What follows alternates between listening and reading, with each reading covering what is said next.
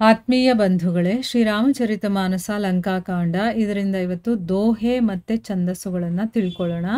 ಜಯ ಕೃಪಾ ಕಂದ ಮುಕುಂದ ದ್ವಂದ್ ಹರನ ಸರನ ಸುಖಪ್ರದ ಪ್ರಭೋ ಖಲ ದಲ ಬಿದಾರನ ಪರಮ ಕಾರನ ಕಾರುನೀಕ ಸದಾ ಬಿಭೋ ಸುರ ಸುಮನ ಬರಶಹಿ ಹರಷ ಸಂಕುಲ ಬಾಜ ದುಂದುಭಿ ಗಹಗಹಿ ಸಂಗ್ರಾಮ ಅಂಗನ ರಾಮ ಅಂग अनंग बहु शोभा लही सिर जटा मुकुट प्रसून बिच बिच अति मनोहर राजही जनु नीलगिरी पर तड़ित पटल समेत उडुगन भ्राजही भुज दंड सरकोदंड फेरत रुधिर कन तन अति बने जनु रायमुनि तमाल पर बैठी विपुल सुख आपने कृपा दृष्टि करी बृष्टि प्रभु अभय किए सुरबृंद भालु कीस सब हर्षे ಜಯ ಸುಖ ಧಾಮ ಮುಕುಂದ.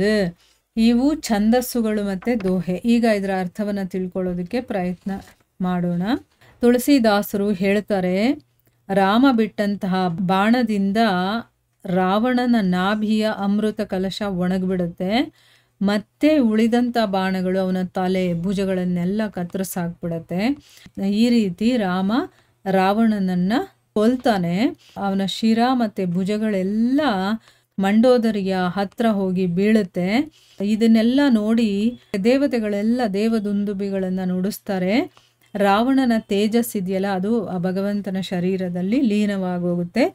ಅದನ್ನು ನೋಡಿ ಬ್ರಹ್ಮ ಮತ್ತು ಶಿವ ಎಲ್ಲರೂ ಕೂಡ ಸಂತೋಷ ಪಟ್ಕೊಳ್ತಾರೆ.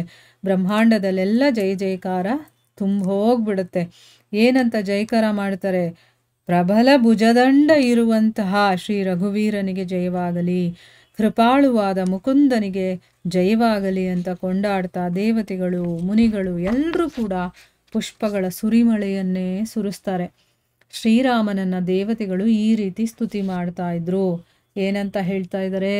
ಓ ಕರುಣಾನಿಧಿ, ಕರುಣೆಯನ್ನ ತೋರಿಸುವಂಥವನು, ಕರುಣೆಯ ನಿಧಿ ಇರುವಂಥವ್ ನೀನು. ಅಂದರೆ ಅವನಲ್ಲಿ ಸ್ವಲ್ಪ ಕರುಣೆ ಇಲ್ಲ, ಕರುಣೆಯ ನಿಧಿಯೇ ಇದೆ ಅವನ ಹತ್ರ, ಆ ರೀತಿ. ಆಮೇಲೆ ಮೋಕ್ಷಪ್ರದಾಯಕ ಅಂದರೆ ಮೋಕ್ಷವನ್ನು ಕೊಡುವಂಥವನು.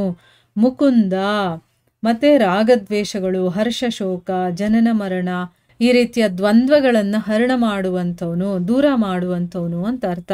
ನಮ್ಮಲ್ಲೀಗ ರಾಗದ್ವೇಷ, ಹರ್ಷ ಶೋಕ, ಜನನ ಮರಣ ಇವೆಲ್ಲ ಇರೋದ್ರಿಂದಾನೇ ನಾವು ಬಂಧನದಲ್ಲಿರೋದಲ್ವಾ. ಈ ದ್ವಂದ್ವಗಳನ್ನೇ ದೂರ ಮಾಡುವಂಥವನು. ಮತ್ತು ಶರಣಾಗತರಿಗೆ ಸುಖಪ್ರದಾತ, ಶರಣಾಗತಿ ಯಾರಾಗಿರ್ತಾರೋ ಅವರಿಗೆ ಸುಖವನ್ನು ಕೊಡುವಂಥವನು.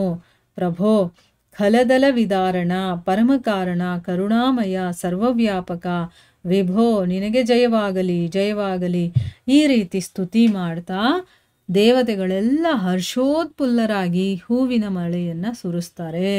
ದೇವ ದುಂದುಬಿಗಳೆಲ್ಲ ಮೊಳಗುತ್ತೆ. ಎಷ್ಟು ತೊಂದರೆಗಳನ್ನು ಕೊಟ್ಟಿರ್ತಾನೆ ರಾವಣ. ಎಲ್ಲರನ್ನ ಅಧೀನವನ್ನಾಗಿ ಮಾಡ್ಕೊಂಡು ತನ್ನ ಅರಮನೆಯಲ್ಲಿ ಅವ್ರನ್ನೆಲ್ಲ ಕೆಲಸದವ್ರ ಥರ ಇಟ್ಕೊಂಡಿರ್ತಾನೆ. ಈಗ ನವಗ್ರಹಗಳೆಲ್ಲ ಇದೆಯಲ್ಲ, ಶನಿಯನ್ನು ಕೂಡ ತಗೊಂಡೋಗಿ ಬಂಧನದಲ್ಲಿ ಇಟ್ಟಿರ್ತಾನೆ. ಅಷ್ಟು ಬಲಶಾಲಿ ಅವನು. ಅದಕ್ಕೋಸ್ಕರ ಎಲ್ಲರೂ ತತ್ತರಿಸಿ ಹೋಗಿರ್ತಾರೆ. ಅವನಿಂದ ಎಲ್ಲರಿಗೂ ನೋವು, ಎಲ್ಲರಿಗೂ ದುಃಖ, ಎಲ್ಲರೂ ಹಿಂಸೆ ಪಟ್ಟಿರ್ತಾರೆ ಅವನಿಂದ. ಅವನು ಸತ್ತರೆ ಸಾಕು ಅಂತ ಕಾಯ್ತಾ ಇದ್ರು. ಅದಕ್ಕೋಸ್ಕರ ಈಗ ಅವನು ಸತ್ತಿದ್ದನ್ನು ನೋಡಿ ಎಲ್ಲರೂ ಕೂಡ ತುಂಬಾ ಸಂತೋಷದಿಂದ ಸಂಭ್ರಮ ಪಡ್ತಾ ಇದ್ದಾರೆ.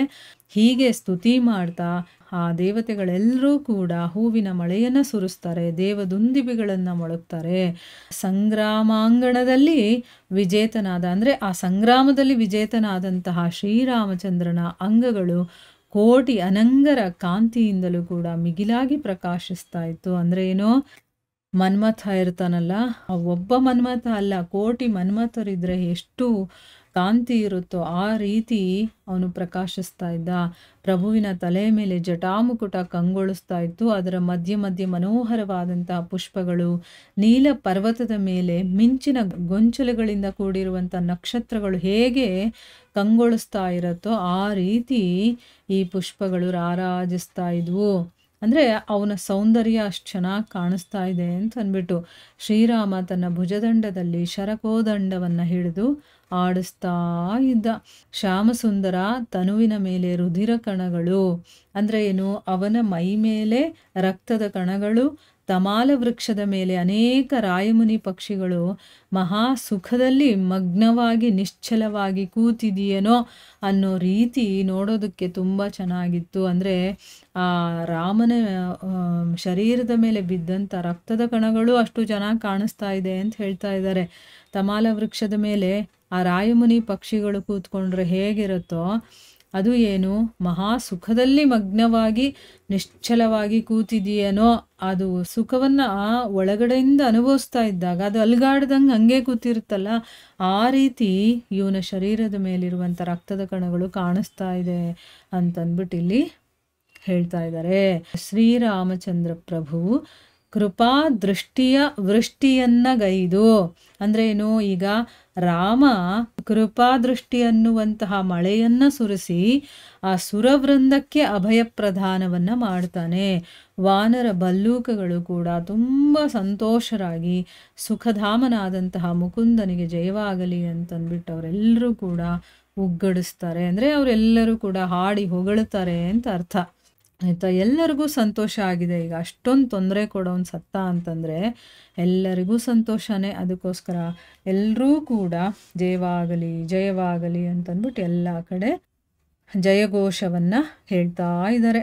ನಾವು ಕೂಡ ನಮ್ಮಲ್ಲಿರುವಂಥ ರಾವಣ ಸಂಹಾರ ಆಗಿದ್ದಾನೆ ಅಂತ ತಿಳ್ಕೊಂಡು ನಾವು ಕೂಡ ಜಯಕಾರವನ್ನು ಮಾಡೋಣ. ಯಾಕೆಂದರೆ ಇದು ನಿಜವಾಗ್ಲೂ ನಾವು ಒಳಗಡೆಯಿಂದ ರಾವಣನನ್ನು ತೆಗೆದು ಹಾಕಬೇಕು. ಯಾವುದು ರಾವಣ ಅಂತಂದರೆ ಆಸೆ, ಕಾಮ, ಕ್ರೋಧ, ಮೋಹ, ಮದ, ಮಾತ್ಸರ್ಯ ಇದೆಲ್ಲ ತುಂಬಿಕೊಂಡಿರುವಂಥದ್ದೇ ರಾವಣ. ರಾವಣನ 10 ತಲೆ ಅಂದರೆ ಏನು, ಅವೆಲ್ಲ ಕೆಟ್ಟ ಗುಣಗಳು ಏನೇನಿದೆಯೋ ಅದೆಲ್ಲನೂ ಕೂಡ ರಾವಣನೇ. ಅದರಿಂದ ಅದನ್ನು ಕತ್ತರಿಸಿ ನಾವು ಆ ಸಂಹಾರ ಮಾಡಬೇಕು. ಆ ಕೆಲಸ ರಾಮನಿಂದ, ಅಂದರೆ ಈ ರಾಮಚರಿತ ಮಾನಸವನ್ನು ಓದಿದ್ರಿಂದ ನಮ್ಮಲ್ಲಿ ಕಿಂಚಿನ್ ಮಾತ್ರನಾದರೂ ಅದಾಗಿರುತ್ತೆ ಅಂತ ನಾನು ತಿಳ್ಕೊಂಡಿದ್ದೀನಿ. ನಮ್ಮನ್ನು ನಾವೇ ಚೆಕ್ ಮಾಡಿಕೊಂಡಾಗ ನಮಗೆ ಗೊತ್ತಾಗತ್ತೆ. ನಾವು ನಿಜವಾಗ್ಲೂ ಪ್ರತಿನಿತ್ಯ ಶ್ರದ್ಧೆ ಭಕ್ತಿಯಿಂದ ಈ ಒಂದು ರಾಮಚರಿತ ಮಾನಸವನ್ನು ಕೇಳಿದ್ದೇ ಆಗಿದ್ದರೆ ತುಳಸಿದಾಸರು ಮತ್ತು ಶ್ರೀರಾಮಚಂದ್ರ ಹನುಮಂತನ ಕೃಪಾ ಕಟಾಕ್ಷ ಕೃಪೆ ನಮ್ಮ ಮೇಲೆ ಬಿದ್ದೇ ಬಿದ್ದಿರುತ್ತೆ. ಸ್ವಲ್ಪ ಆದರೂ ನಮಗೆ ಅದು ಸಹಾಯ ಮಾಡಿರುತ್ತೆ. ಆಯಿತಾ, ಇಲ್ಲಿಗೆ ನಾವು ನಿಲ್ಲಿಸೋಣ. ಮುಂದುವರೆದು ಏನಾಗುತ್ತೆ ಅಂತ ನಾವು ಮುಂದಿನ ಭಾಗದಲ್ಲಿ ತಿಳ್ಕೊಳ್ಳೋಣ. ಹರೇ ಕೃಷ್ಣ.